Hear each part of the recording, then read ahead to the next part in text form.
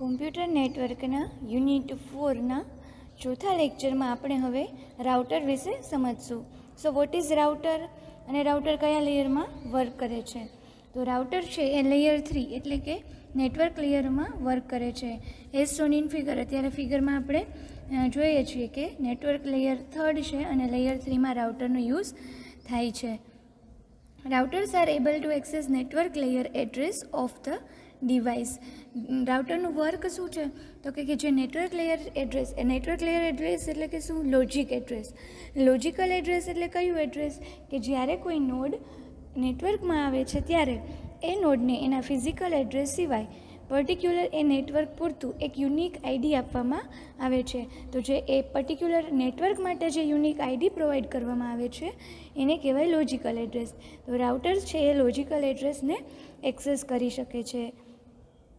A packet sent from one station to other network station. Router is capable of determining which of its connected network is the best next relay point of the packet. હવે એક નેટવર્કમાંથી જ્યારે બીજા નેટવર્કમાં જાય છે તો ઘણા બધા નેટવર્ક છે એકબીજાને કનેક્ટેડ હશે. પેકેટ છે એને કયા પાથ ઉપર મોકલવું કે જે એ બેસ્ટ પાથ રહેશે કે એને ડેસ્ટિનેશન સુધી પહોંચવા માટે. તો કોઈ પણ પેકેટને એના સોર્સથી ડેસ્ટિનેશન સુધી પહોંચાડવા માટે કયો પાથ બેસ્ટ રહેશે એ ઇન્ડિકેટ કરશે router. Once a router has identified the best route for a packet to travel, it passes packet along the appropriate network to another router. રાઉટરને એકવાર ખબર પડી ગઈ કે આ બેસ્ટ રૂટ છે પેકેટને ટ્રાવેલ કરવા માટે, તો એ શું કરશે? પેકેટને છે એ એપ્રોપ્રિએટ નેટવર્ક ઉપર મૂકશે. So these are the image which show how router is connected with various network devices and how the packet is sent from source to destination. So there are various types of routing algorithm and let us see one by one. So first is least cost routing. In routing, the combination of cheapest, fastest, more secure, more reliable path in network. List cost રાઉટિંગમાં એવો path find out કરવામાં આવે કે જે cheapest હોય, fastest હોય, વધારે secure હોય અને વધારે રિલાયેબલ હોય. Non adaptive routing.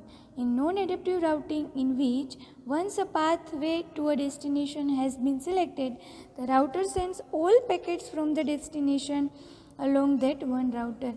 એકવાર જો નોન એડેપ્ટિવ રાઉટિંગમાં એવું થાય કે જો એકવાર પાથ ફિક્સ થઈ ગયો કે ડેસ્ટિનેશન સુધી પહોંચવા માટેનો પાથ આ છે, પછી છે એ બધા પેકેટ્સ છે રાઉટર એ જ પાથ થ્રુ ડેસ્ટિનેશન સુધી મોકલશે. પાથ પછી ચેન્જ થશે નહીં. એક એક્ઝામ્પલ લઈએ કે આપણે કોઈ એક જગ્યાએથી બીજી જગ્યાએ પહોંચવા સુધીનો પાથ નક્કી કર્યો કે આપણે આ રસ્તે થઈને જ અહીંયા સુધી પહોંચશું, પછી એમાં આપણે કોઈ પણ ચેન્જ કરશું નહીં. વચમાં ટ્રાફિક આવે અથવા તો જે પહોંચવાનો ટાઈમિંગ છે એ ઓછો થાય છે, કોઈ પણ સિચ્યુએશન આવે આપણે એ પાથ ચેન્જ કરશું નહીં. તો એને કહેવાય નોન એડેપ્ટિવ રાઉટિંગ. હવે એડેપ્ટિવ રાઉટિંગ એનું રિવર્સ કે router may select a new route for each packet. દરેક પેકેટ માટે એ નવો રૂટ છે સિલેક્ટ કરી શકે. મેં જેમ કીધું એમ એક પેકેટને પર્ટિક્યુલર પાથ ઉપર મોકલું, ત્યાં વધારે ટ્રાફિક છે, એ પાથ છે એ વધારે સિક્યોર નથી, તો એવું જરૂરી નથી કે બધા પેકેટ છે એ જ પાથ ઉપર થઈને જાય. બીજા પેકેટ છે એ નવા પેકેટ જેમાં આવશે એ બીજા પાથ ઉપર થઈને પણ જઈ શકશે. In response to changes in condition and topology of the networks, routers send the packets depending on which route is most efficient at that moment. Changes કેવી રીતે કરશે? તો કે ટોપોલોજી ઉપરથી અને કન્ડિશન સિચ્યુએશન ઉપરથી નક્કી કરશે કે કયો રૂટ છે એ એફિશિયન્ટ છે. Now next is static router. Routing tables information are entered manually. હવે સ્ટેટિક રાઉટર એટલે શું?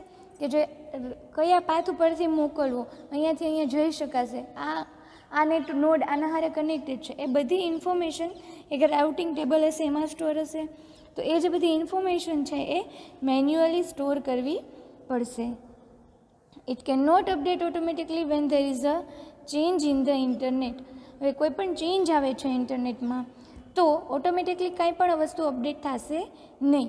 શટડાઉન્સ of routers or breaking of link or some fault in condition in the connection in the internet. એટલે કે ઇન્ટરનેટમાં જે પણ node છે A at the time working છે, પછી એમાં કંઈ રાઉટર શટડાઉન થઈ ગયું, લિંક બ્રેક થઈ ગઈ અથવા તો કનેક્શનમાં કંઈ ફોલ્ટ આવ્યું તો ઓટોમેટિકલી અપડેટ થશે નહીં.